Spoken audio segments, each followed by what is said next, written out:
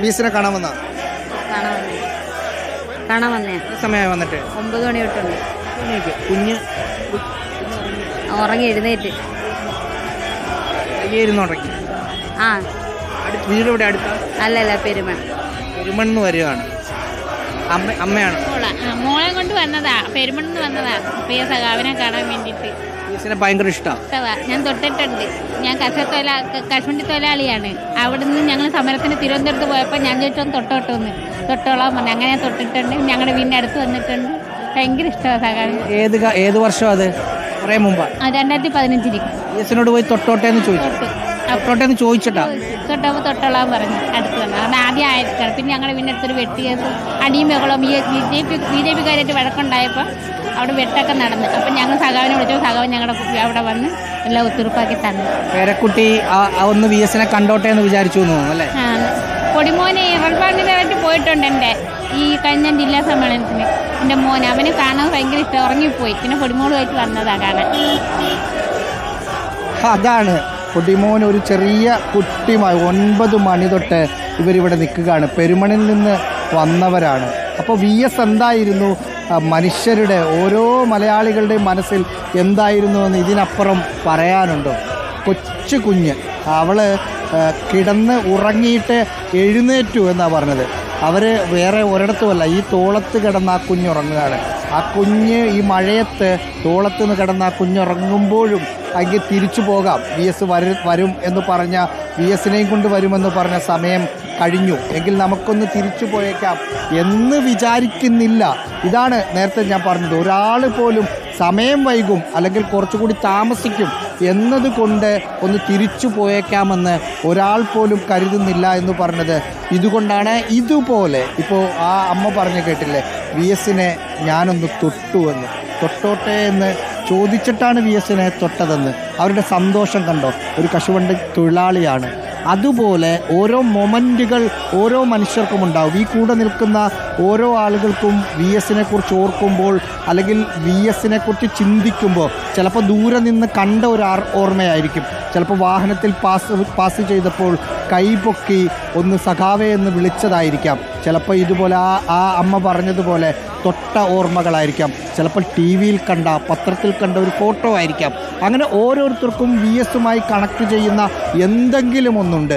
അത് എല്ലാ തലമുറയിലും പെട്ട ആളുകൾക്കുണ്ട് എന്നതാണൊരു മറ്റൊരു കാര്യം. ചെറുപ്പക്കാർ നമ്മൾ ശ്രദ്ധിക്കേണ്ട, അല്ലെങ്കിൽ ഇന്നലെ മുതൽ കണ്ട ഒരു കാഴ്ച, വളരെ ചെറുപ്പക്കാരായ ആളുകൾ അവർ മുദ്രാവാക്യം വിളിച്ച് നിൽക്കുകയാണ്. പലരും പറഞ്ഞു വി എസിനെ ആളുകൾ അല്ലെങ്കിൽ ചെറുപ്പക്കാരായ ആളുകൾക്ക് അത്ര ഓർമ്മയുണ്ടാകുമോ?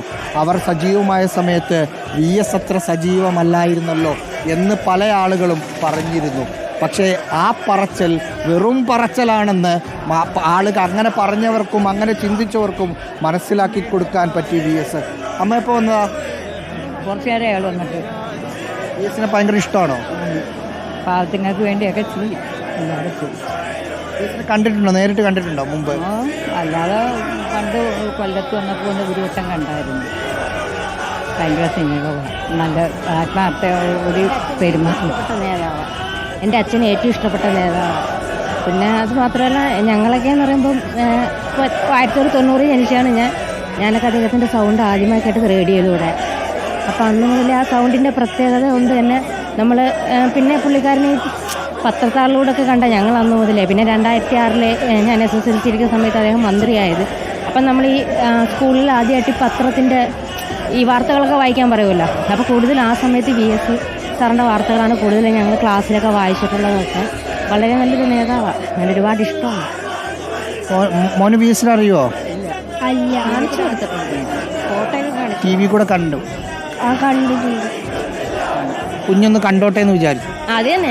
ഇനിയിപ്പോൾ കാണാൻ പറ്റത്തില്ലല്ലോ നമുക്ക്, നമ്മൾ അവസാനമായിട്ട് കാണാൻ പോവുക. അപ്പം നമ്മൾ ഇനി നമുക്ക് കാണാൻ പറ്റത്തില്ല. അപ്പം അദ്ദേഹത്തെ നമ്മൾ അവസാനമായിട്ട് നമുക്ക് കാണുന്നൊരാഗ്രഹമുണ്ട്. അങ്ങനെ വന്നു.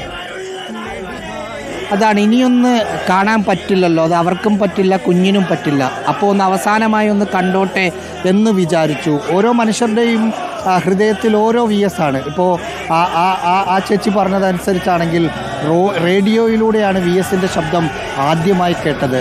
ഒന്ന് ആലോചിച്ച് നോക്കൂ, ഓരോ മനുഷ്യർക്കും ഏതെങ്കിലും തരത്തിൽ കണക്ട് ചെയ്ത ഒരു മനുഷ്യനായി VS അച്യുതാനന്ദൻ മാറിയിട്ടുണ്ട്. അതാണ് അവർ പറയുന്നത്. നേരത്തെ സംസാരിച്ച അമ്മ കയ്യിൽ തൊട്ട അനുഭവമാണ് അവർക്കുള്ളതെങ്കിൽ അത് കഴിഞ്ഞ് സംസാരിക്കുന്ന ആ ചേച്ചിക്കുള്ളത് റേഡിയോയിലൂടെ ആദ്യമായി ശബ്ദം കേട്ട VSൻ്റെ ഓർമ്മകളാണ്. അങ്ങനെ ഓരോ മനുഷ്യർക്കും ഓരോ ഓർമ്മകളാണ് VSനെ കുറിച്ചുള്ളത്. VSനെ ഒന്ന് അവസാനം ഒന്നായി കാണാൻ കാണാനായിട്ട് മണിക്കൂറുകളായിട്ട് കാത്തിരിക്കുകയാണ്. ഓർമ്മ നമ്മൾ പാർട്ടിക്കാർക്ക് പാർട്ടി എന്നല്ല VSനെ സ്നേഹിക്കുന്ന എല്ലാവർക്കും ഞങ്ങൾ മണിക്കൂറുകളായിട്ട് ഇവിടെ കാത്തിരിക്കുകയാണ് കൊല്ലവെത്തിയെന്ന് അറിയാൻ കഴിയും.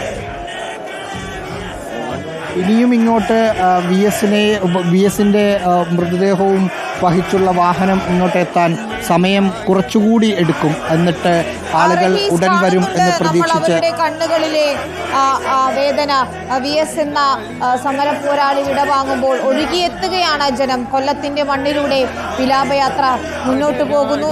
ഇന്നലെ രാത്രി 9 മണിക്ക് ആലപ്പുഴയിലെ വീട്ടിലെത്തും എന്ന് കരുതിയിരുന്നതാണ്. പക്ഷേ ഇപ്പോഴിതാ 3:30 കഴിഞ്ഞിട്ടും കൊല്ലം പിന്നിട്ടിട്ടില്ല.